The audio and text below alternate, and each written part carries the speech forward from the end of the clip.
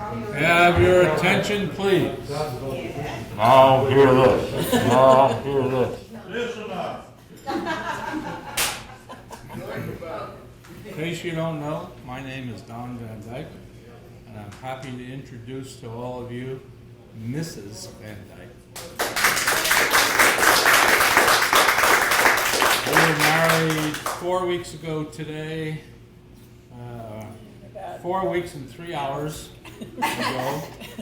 We're celebrating our 4th anniversary. After the wedding, we spent a week in Hawaii, came back because of her obligations in California. She had to stay there until yesterday. So we've been married for 4 weeks and together for about a little over 1 week. So I hope that we can get all that resolved. So without further ado, I'd like her to say a few words to you all. My name is Theresa, for those of you who don't know. And a lot of people call me Terry. That's okay, I go by all names. And I just want to thank you so much for coming out tonight. And it's nice meeting people that Don knows, and I hope you get to be part of my greater family too. So with no further ado, I'd like to introduce to you General George Washington, and he'll have a few words for us.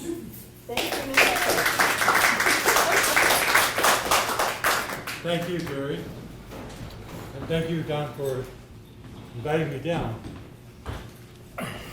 I'm going to answer some questions, but forgive me if I don't answer them correctly, because see, I'm 278 years old. And if you remember when you try to recall certain facts, as you get older, the less and less accurate you are recalling the facts. So you experts in my life, if I make a mistake, let me know. But the reason that Don invited me here, we live in upstate Washington, north of Seattle. And I know Don for a long time, and Don's a real man of integrity. So that's why he likes George Washington so much. And that's why we get along. So in any case, he has asked me to answer some questions. So and we had TV today. We were on TV today recording for about 4 or 5 hours. He asked me some questions, and then we had a young lady, 12 years old, who asked me some questions for her age group. He asked me, well, tell me about your wooden teeth. So I told her, and I told her about my horses. But I'll be glad to answer your questions for you. So far away, yes, sir. General Burnside. This is General Burnside. He's a Civil War general. I have a mouthful of food. I was here for the Come a little closer for the mic. Maddenhead's bar mitzvah, so I'm in the wrong place.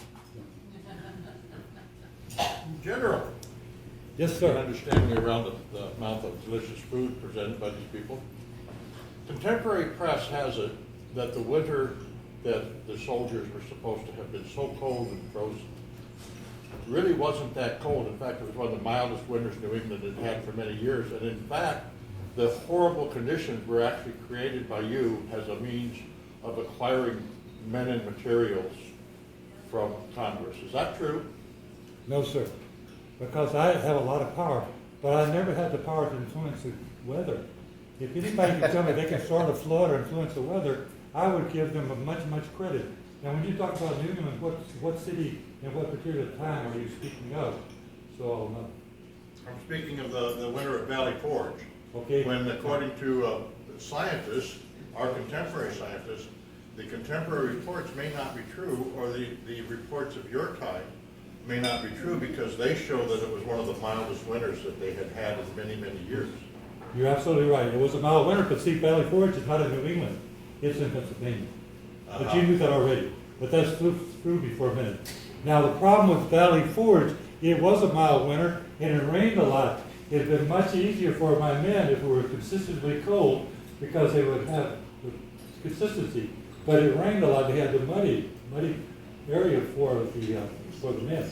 It was about the third coldest winter. The coldest winter was 1780 in Morristown, New Jersey. One of the coldest winters in about 100 years from America.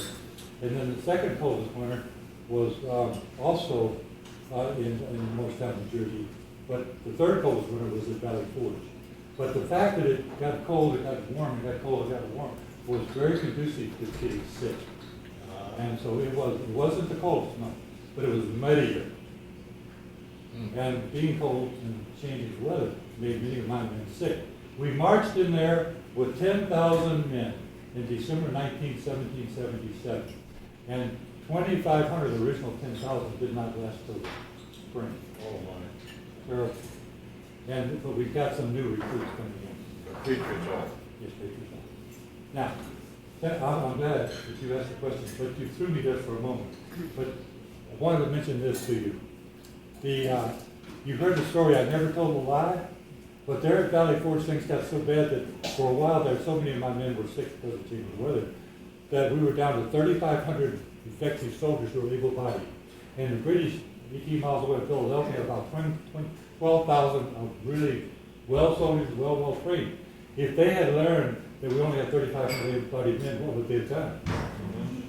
Well, I lied on all my reports. You see, we had spies everywhere. And I put down on my reports, not 3,500, 13,500. So see, I just put a little one there. So that's called a very small white lie. So they didn't attack us. Thank God. Can I quote you on that? That one saved. Please do quote me. I want y'all to quote me. And because I have a really good excuse. I say, well, what do you expect? I'm 278 years old. My memory's slipping. Thank you. I appreciate that. Yes, sir. Yes, Colonel, you mentioned that you're an honest man. We only know one lie that you told. But tell me, what did your father do when you chopped down that cherry tree? Okay. Now, that's a good one. Now, about 6 months before I chopped down the cherry tree, now, here's the whole story. In Virginia, during the colonial days, little boys until about age 6 years old were under the primary control of their mother, taught them everything, and they wore dresses, little boys. Now, by age 6 years old, they start wearing pants, and the father takes over the control of the children. Now, my father was very perceptive. When I just turned 6, he calls me and says, George, let's have a man-to-man talk. It's my job to teach you right from wrong, and I want to start today, and I want to teach you that it's right to always tell the truth. Will you promise to always tell the truth? Yes, Papa, okay. Now, 6 months later, I got a present for the Christmas. Now, what was my present? Yeah, small axe. Now, I'm 6 years old, and I see people all around Mount Vernon. What do they use axes for? So I'm 6 years old. Do I know it's right or wrong to cut down a tree? How do I know? Your mother told you. No, my mother never told me that. Your dad? My father didn't tell me about the tree. He told me about right and wrong. So see, I don't know right or wrong about the tree. You see, I think it's right. Everybody else doesn't know. So my father calls me in. Now, he's real mad about the tree's chopped down. His favorite. And so he said, who chopped down my cherry tree? Well, I could see he's angry. So I didn't say a word. He looked directly at me and says, George, did you chop down my cherry tree? Yes, Papa. I cannot tell a lie. I did chop down your cherry tree. So what did my father do? He grabbed me and put his arm around me and said, I am so proud of you that you told me the truth. You didn't know that it was wrong to chop down a cherry tree because you've seen all these people chopping down trees. So I cannot punish you for chopping down the tree. But if you told me the lie, I could have punished you. But George told me, the story is that George told his father the truth.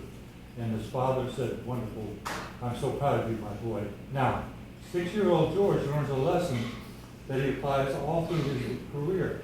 That when somebody starts to work for him, he wants to teach him the job and teach him right from wrong as far as that position of the job. And when he was president, he did the same thing. Because he felt that if somebody worked for him and didn't know what to do, if did something wrong, should he be punished? George's responsibility to teach him. We learned that good lesson. And when somebody told the truth or did a good job, George always praised him.